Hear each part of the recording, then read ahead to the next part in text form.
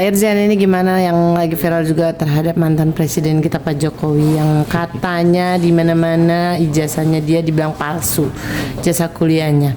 Ya kemarin kan pihak lawyernya juga sudah melakukan press conference. Seperti apa sih mungkin Irjen memandangnya? Jadi gini ya, ini peristiwa bukan hanya saat sekarang ini ya. Peristiwa menjatuhkan kredibilitas dan integritas daripada Pak Jokowi ini sudah sejak dia jadi presiden. Saya mengamati dan mencermati masalah ini, terlepas apapun tuh siapapun yang mempublikasikannya itu, ini saya anggap nih sangat lucu gitu loh. Kenapa saya katakan demikian? Dikatakan ijazahnya palsu, emang tidak ada verifikasi, emang tidak ada pemeriksaan.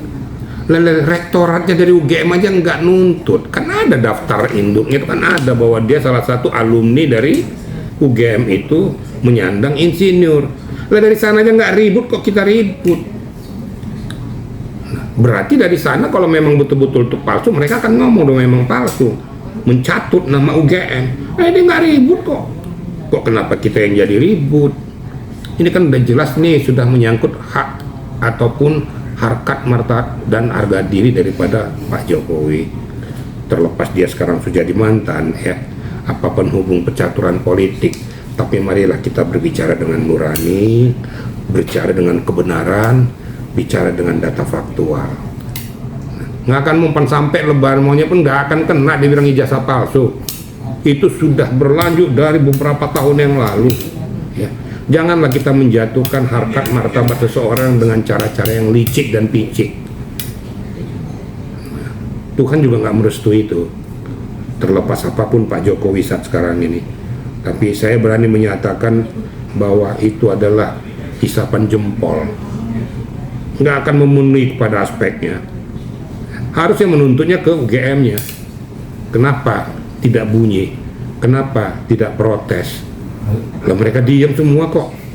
Mereka nggak menyatakan apa-apa, berarti memang sah resmi dari UGM sana. Itu aja, kriteria simpelnya seperti itu aja gitu loh ya.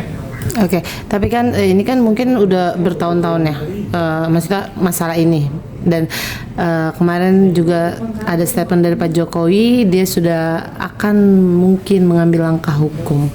Apakah benar langkah yang udah diambil Pak Jokowi ini? Gitu kan, ini udah mulai dia berencana lah dengan PH-nya gitu. Seperti apa nih Pak Irjen? Ya, menurut saya sah-sah saja ya, untuk membersihkan nama dia bahwa itu tudingan itu tidak betul.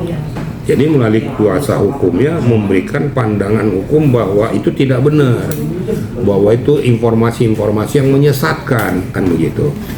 Nah sebenarnya kalau memang layak dari orang-orang yang mempublikasikan dia sebagai ijazah palsu, itu harusnya nggak usah ke Jokowi, harusnya ke UGM, cek di registrasinya, alumni tahun berapa, tercatat dalam daftar induk, kan ada nanti dikeluarkan tuh pada saat wisuda tahun sekian dia menjadi seorang sarjana dari UGM. Itu aja lo yang cek aja nggak bunyi kok, nggak ngomong kok. Ya sudahlah, kita nggak usah mencari-cari kesalahan kelemahan orang karena faktor-faktor sentimen. Langkah-langkah hukum saya rasa menurut hemat saya silakan saja, tapi kalau saya berpikir ngapain ditanggapin orang-orang kayak gitu, abaikan saja. Tapi kalau memang Pak Jokowi mau melakukan itu ya sah-sah saja. Tentunya mungkin sudah berkali terus berlaku itu. Sebenarnya dari catatan ini aja berkali-kali aja nggak mempan aja, sebenarnya sudah dapat disimpulkan bahwa itu adalah informasi palsu ataupun tudingan yang menyesatkan. Itu menurut hemat saya ya. Kira-kira gitu. Mungkin di balik ini semua apakah ada seseorang atau konspirasi yang lain gak sih? Karena selalu ini yang dibahas, selalu kelemahan mungkin dicari kelemahan Pak Jokowi ini. Seperti apa nih Bang? Ya kalau dibilang konspirasi kemungkinan besarnya ya betul. Ini kan sejak beliau jadi presiden sudah selalu diangkat-angkat terus masalah ini.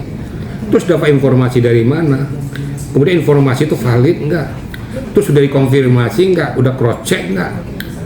Nah ini digulirkan kembali hanya untuk menjatuhkan kredibilitas, integritas beliau, terlepas apapun nuansa politik daripada Pak Jokowi selama ini. Cari cara yang lain lah, jangan cara seperti kayak gini. ya.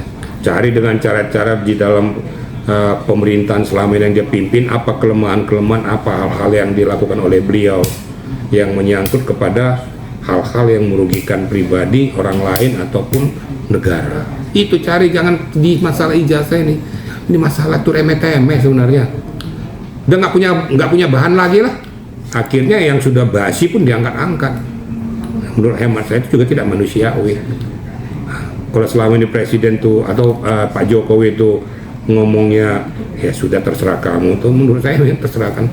Kalau kasar kata begini, biarkan anjing menggonggong, kafilah tetap berlalu. Lama-lama bosen loh gitu loh. Kok nggak ada lagi yang lain kamu angkat, kok itu aja yang diangkat gitu. Orang lama-lama ketawa juga gitu loh. Kira-kira gitu ya. Oke, ada tambahan nggak, Vi? Mungkinkah ini dari bagian dari kudeta pemerintahan sekarang? Saya nggak mau ngomong ke arah sana. Jangan giring saya ke arah sana. Nggak, kamu bilang kudeta yang apa? Pemerintahan kan masih berjalan dengan baik. Ya kita percayakanlah dengan Pak Prabowo sekarang memimpin pemerintahan ini. Ya belum apa-apa, jangan dulu di justice dulu beliau lah gitu. Ini kan baru berapa bulan, ya, penyakit bangsa Indonesia kayak gini. Nggak tersalurkan aspirasinya langsung menjatuhkan. Nah ini kan Pak Prabowo itu kan sudah mengambil langkah-langkah yang signifikan bagaimana memajukan negara. Percayakan aja dulu. Beberapa bulan kok. Emangnya kita kayak Sputnik sebulan mimpin langsung bisa mau apa yang kita harapkan? Ya enggak juga lah. Saya nggak berpihak pada siapa-siapa ya. Nah, mudah-mudahan aja kita rakyat Indonesia juga jangan belum apa-apa sudah kita jelek-jelekin. Malu kita dengan negara lain. Ya. Kalau sudah rakyat sendiri, orang-orang tertentu menjelek-jelekkan pimpinan negaranya, mau jadi apa? Kenapa lo dulu pilih dia? Sekarang lo jelek-jelekin. Nah, ini kira-kira gitu. Jadi, ayo kita berpikir positif, percayakan kepada beliau. Jangan ada berbicara tentang masalah konspirasi, jangan ada berbicara tentang masalah persiapan kudeta. Kudeta yang di mana? Saya juga nggak jelas juga. Nggak ada kudeta itu. Biar aja pemerintah berjalan lah, kita sesuai dengan apa domain kita masing-masing. Saya sebagai pengacara, Anda sebagai aktivis media ataupun pekerja-pekerja yang lain, sudah fokus aja kita kepada domain kita. Hal-hal yang kita nggak perlu tahu dan tidak mengerti, jangan kita campur supaya ngerti. Apalagi sudah mulai ditunggangi oleh hal tertentu. Kira-kira gitu ya. Oke, terima kasih Irjen.